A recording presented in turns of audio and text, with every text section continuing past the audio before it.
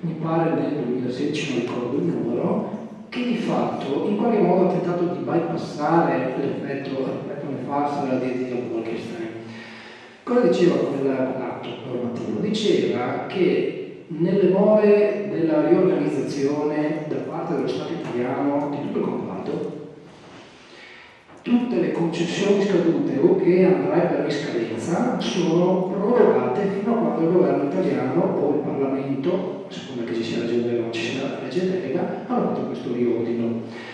Quel decreto, io ritengo sia comunque legittimo, perché è comunque un decreto che va in forte contrasto e dice esattamente il contrario di quello che dice la direttiva Bolkestein, è stato oggetto di censura 3 giorni fa dal Consiglio di Stato. Il Consiglio di Stato che ha preso in mano nell'ambito del procedimento giurisdizionale amministrativo, non so probabilmente da quale amministrazione italiana, ha detto che va comunque censurato e disapplicato perché è contrasto con la direttiva Bolkestein. Chiudo dicendo anche che recentemente abbiamo appreso più dalla stampa che da organi seri di informazione giuridica, non che la stampa non sia seria, non intendetemi, nel senso che intendo non era un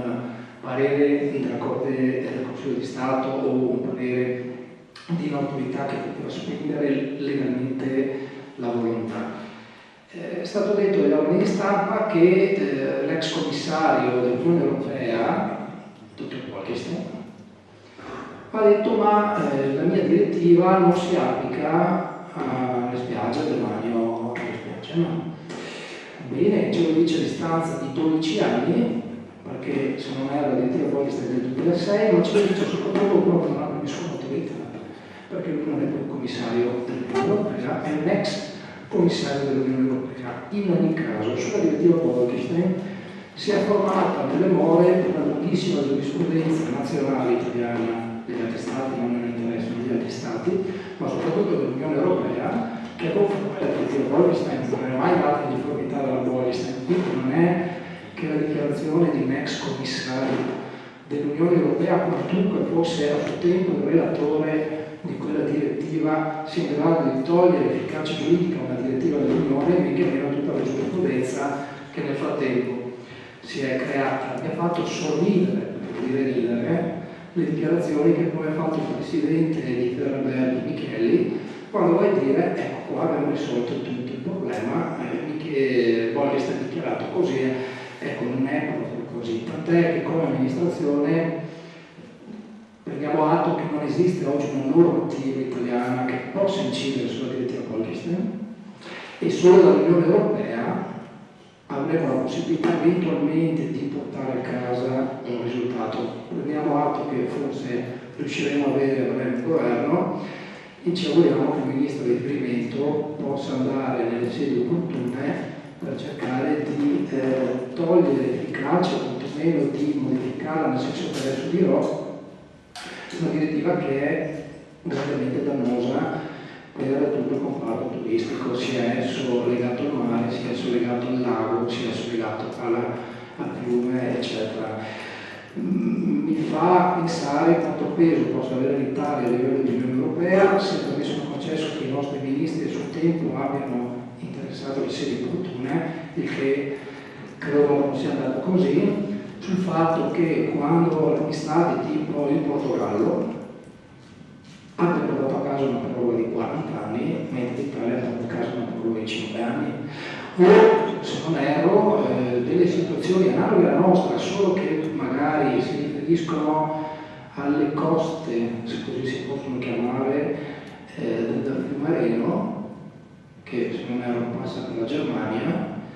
abbia ottenuto un'analoga proroga di lungo periodo, o siamo tutti in Unione Europea, o alcuni sono in Unione Europea e contano di più, e qualcun altro in Unione Europea e conta magari di meno. Ecco, siccome facciamo riferimento comunque che il governo italiano possa in qualche modo portarci a casa un risultato entro il 31 dicembre del 2020, bene, se ci dà una proroga di 20, 30, 40 anni abbiamo risolto il problema per quel po' di tempo, altrimenti noi abbiamo già attivato un canale sia con il consorzio degli arenili, sia con il consorzio dei chioschisti, per poter valutare una istanza da parte loro di accordo pubblico-privato che oggi è prevista dal codice degli appalti dopo una modifica intervenuta nel 2016, per cui c'è un privato che può fare una proposta importante all'amministrazione comunale e l'amministrazione comunale,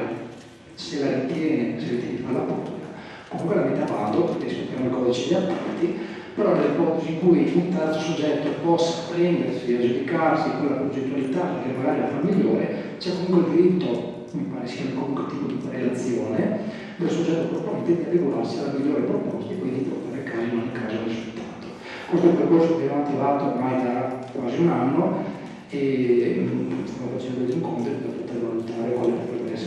potrebbero essere le opere pubbliche che interessano all'amministrazione comunale, alla comunità e all'amministrazione comunale. Grazie signor Sindaco, ci sono altri interventi? Nessun intervento, mettiamo ai voti favorevoli, voti contrari, voti astenuti.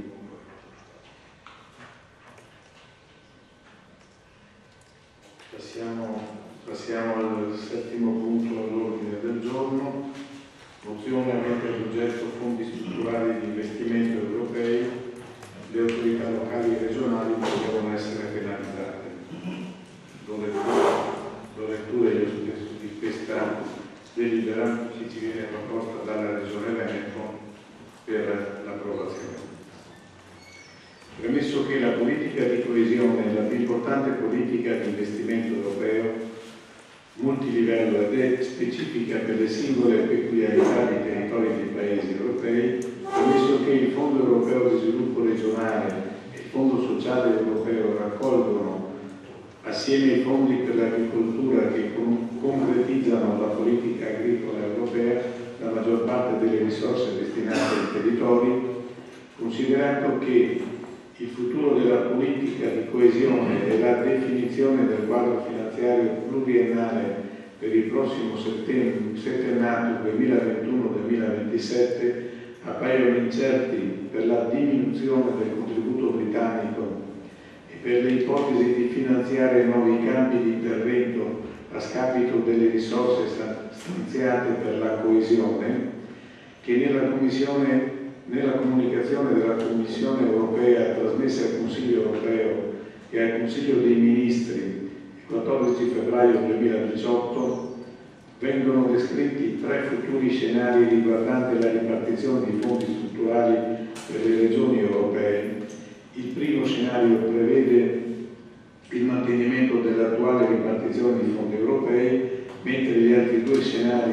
ne prevedono un ridimensionamento per i regioni,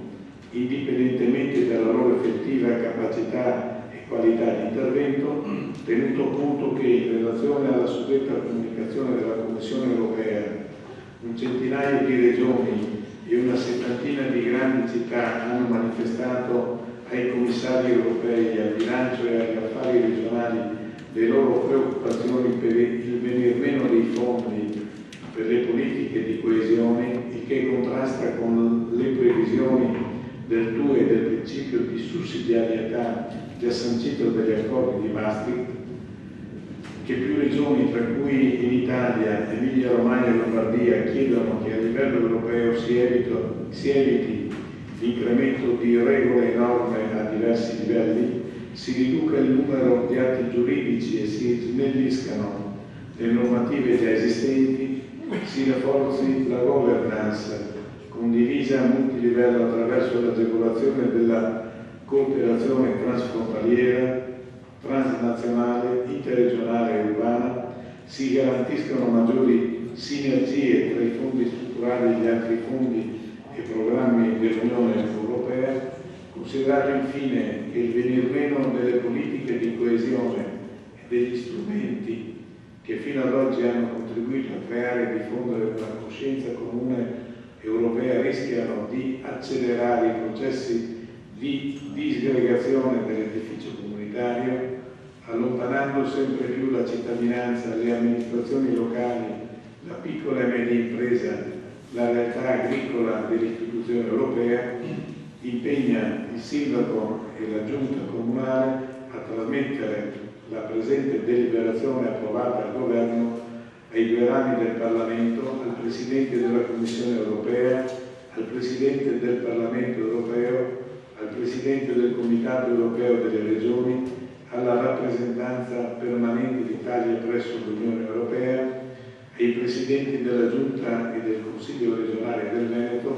affinché non venga meno il modello e i finanziamenti per le politiche di coesione senza penalizzazioni per le regioni più sviluppate.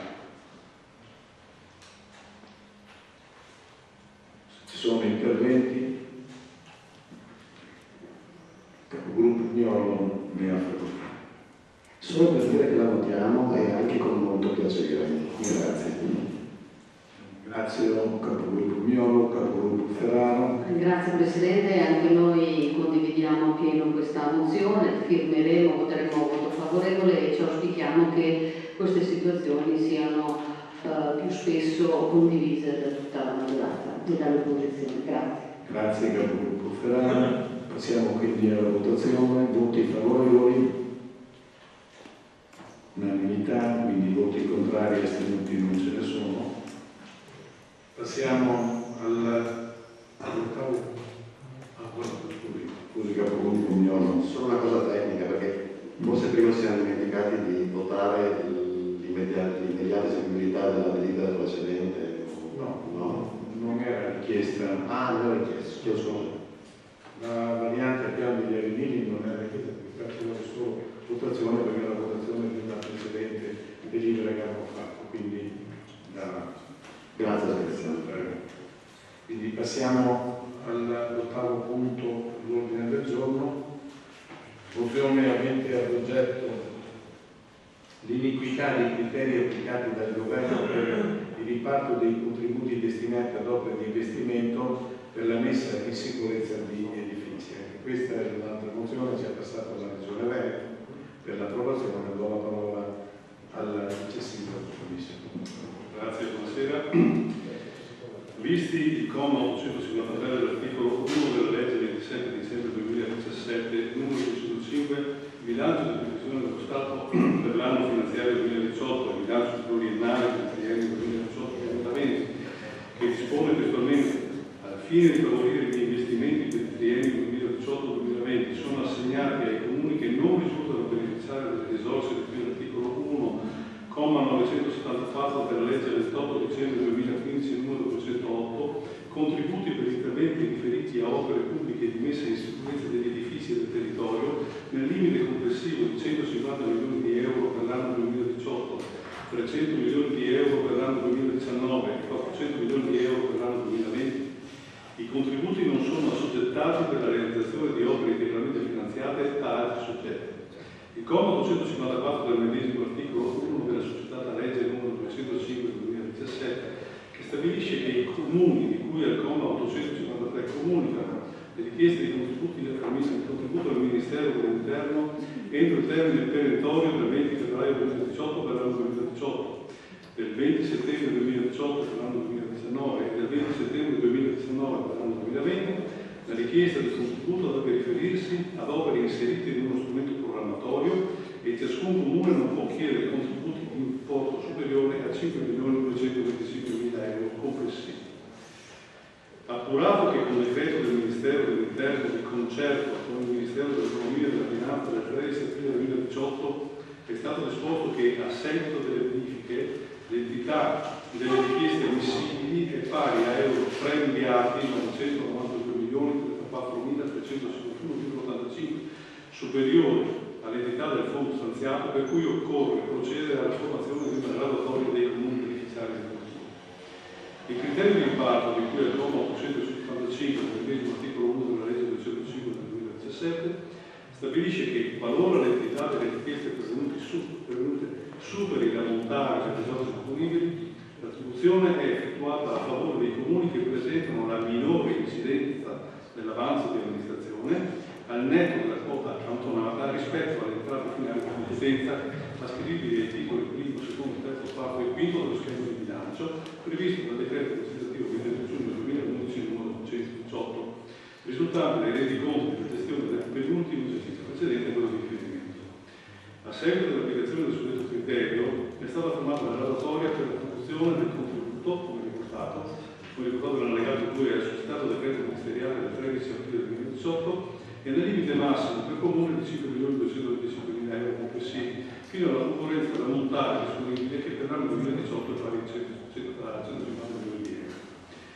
Ritenuto assolutamente iniquo e discriminante che il governo italiano voglia premiare i comuni che di fatto sono in disavanzo, piuttosto che quei comuni che con fatica, competenza ed efficienza riescono ad essere virtuosi,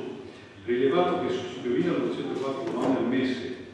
ne sono state finanziate 146 presentate da 54 comuni, di cui solo 4 sono situati nel nord Italia, ritenuto che, stante le esigui risorse messe a disposizione a fronte di tutte le richieste avanzate, non è in qualche modo equo ammettere a contributo un numero indefinito di progetti per lo stesso comune, con l'unica limitazione della spesa complessiva, vista infine la mozione numero 336 del 19 aprile 2018 depositata in Consiglio regionale di analogo contenuto. Tutto ciò premesso e ritenuto, impegna il sindaco e la giunta comunale ad intervenire presso il governo e a sensibilizzare i parlamentari affinché venga rivisto l'articolo 1 della legge 27 dicembre 2017 numero 205 bilancio di previsione dello Stato per l'anno finanziario 2018 e bilancio pluriennale per il triennio 2018-2020, modificando i commi 854 e 855 a favore dei comuni virtuosi rispetto a quelli con i bilanci in rosso e ammettendo a contributo un solo progetto del comune, abbassando inoltre l'importo massimo, assegnando le risorse previste per gli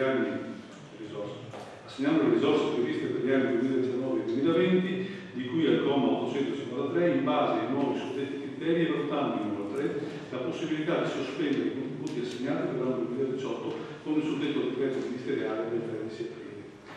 A trasmettere la presente deliberazione approvata al Presidente del Consiglio regionale. Grazie. Sindaco Commisso, ci sono interventi?